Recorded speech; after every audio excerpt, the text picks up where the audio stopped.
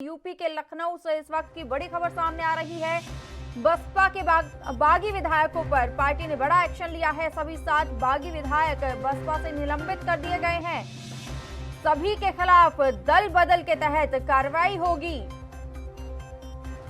समाजवादी सरकार में मेरी हत्या का षड्यंत्र था, मायावती का यह बयान सामने आया है। ये षड्यंत्र कामयाब नहीं हो पाया था। मायावती ने कहा है सपा के साथ गठबंधन किया गया था, सपा में परिवार के अंदर लड़ाई थी। लखनऊ से इस वक्त की बड़ी खबर, बागी विधायकों पर बसपा ने बड़ा एक्शन लिया है और बागी विधायकों को पार्टी से बर्खास्त कर दिया है। सभी 7 बागी विधायक बसपा से निलंबित कर दिए गए हैं। सभी के खिलाफ दल बदल के तहत ये कार्रवाई की गई है और इसी के साथ ही मायावती का बयान भी सामने आया है। मायावती ने कहा है कि सपा सरकार में मेरी हत्या का षड्यंत्र रचा गया था, ये षड्यंत्र कामयाब नहीं हो पाया था। इसी के साथ ही बसपा सुप्रीमो ने कहा है कि सपा के साथ गठबंधन किया था, लेकिन सपा में परिवार के अंदर लड़ाई थी। मायावती ने ये बयान दिए हैं और ये आरोप भी लगाया है।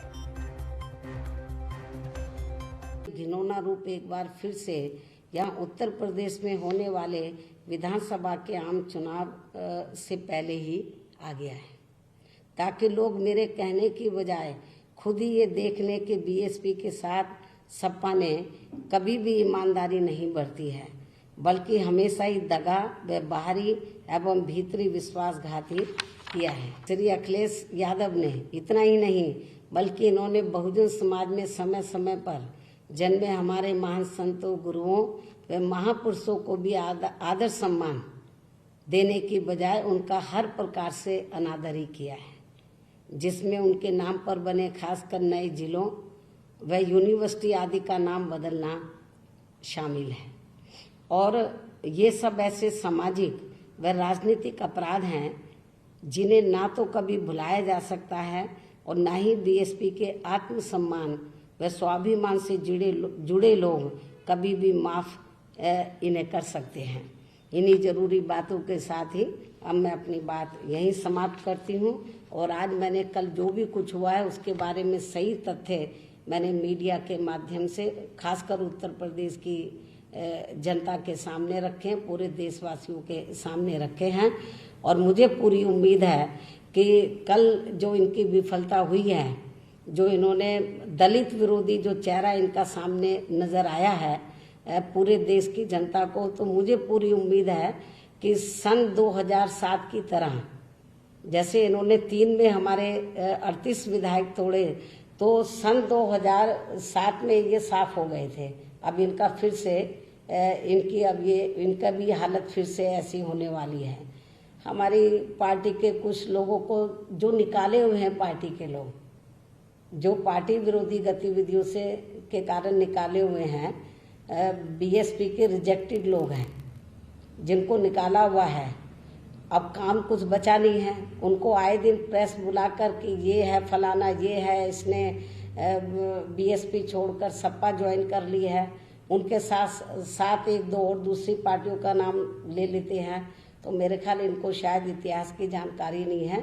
तो जो 38 एमएलए जो इन्होंने तोड़े थे उनका क्या हाल हुआ। ज्यादा जानकारी के लिए पुनीत मोहन संवाददाता हमारे साथ फोन लाइन पर जुड़ गए हैं। पुनीत मोहन, आपसे जानना चाहेंगे, बसपा ने बागी विधायकों के खिलाफ कड़ी कार्रवाई की है और 7 बागी विधायकों को निलंबित कर दिया है, क्या जानकारी मिल पाई है?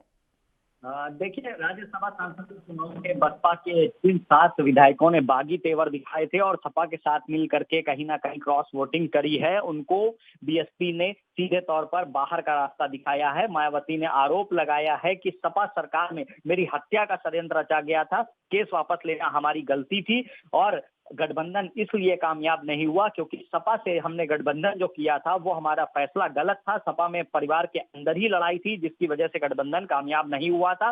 कहीं ना कहीं सीधे तौर पर बागी तेवर जो विधायक दिखाए थे उनके ऊपर कार्रवाई करी गई है। अब बसपा इन बागी विधायकों की सदस्यता रद्द करने की भी आगे कार्रवाई करेगी और साफ तौर पर बीएसपी ने कहा है कि एमएलसी के चुनाव में हम सपा को करारा जवाब देंगे। जी पुनीत मोहन, ऐसे में अगर आगे की बात की जाए तो किस तरीके से इसको देखा जा रहा है, जो ये गठबंधन था सपा और बसपा का, जो अब टूट गया है, ऐसे में जो ये बागी विधायक है इनके ऊपर भी कड़ी कार्रवाई की जाएगी, तो आगे की बारे में अगर बात की जाए तो किस तरीके से देखा जा रहा है? देखिए, जिस तरीके से सपा और बसपा का गठबंधन हुआ था, लेकिन उसके बाद भी करारी हार का सामना करना पड़ा था बसपा और सपा को, और सबसे ज्यादा नुकसान जो हुआ था वो बसपा का था। हालांकि समाजवादी पार्टी आरोप लगा रही थी कि बसपा अच्छा परफॉर्म नहीं कर पाई, जिसके चलते हम चुनाव आ रहे हैं, लेकिन अब मायावती ने साफ तौर पे कहा है कि सपा के साथ गठबंधन करना उनका फैसला गलत था।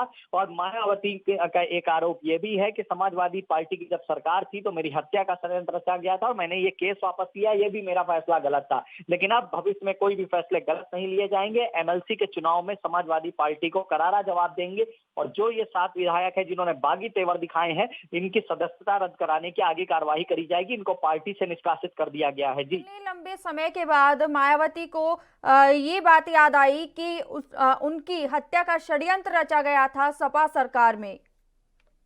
देखिए, जिस तरीके से सीधे तौर पर सपा और बसपा का गठबंधन हुआ था, जो केस चल रहा था मायावती की हत्या का षड्यंत्र का समाजवादी पार्टी के ऊपर, वो उन्होंने वापस लिया था। आज उसी का उनको पछतावा है। वो साफ तौर पे कह रही हैं कि जो फैसला लिया गया था गठबंधन का वो गलत था। समाजवादी पार्टी शुरू से कहीं ना कहीं सेंधमारी में आगे रही है। मुलायम सिंह के ऊपर भी उन्होंने आरोप लगाया कि इनके अखिलेश के पिता ने भी हमारे विधायक तोड़े थे, लेकिन उसके बाद भी हमने सरकार बनाई थी, और अब एमएलसी के जब चुनाव आएंगे तो हम जवाब देंगे। और बसपा कहीं ना कहीं एक बार फिर से उभर करके सामने आएगी और मुख्य विपक्षी दल के रूप में जिस तरीके से बसपा थी अपनी जगह बनाएगी, और आने वाले 2022 में करारा जवाब सभी पार्टियों को दिया जाएगा और बसपा सरकार बनाएगी। जी, पुनीत मोहन, बहुत बहुत धन्यवाद हमारे साथ जुड़ने के लिए और ये तमाम जानकारी देने के लिए। देश दुनिया की खबरों के लिए एएनबी न्यूज को सब्सक्राइब करें और बेल आइकन दबाएं।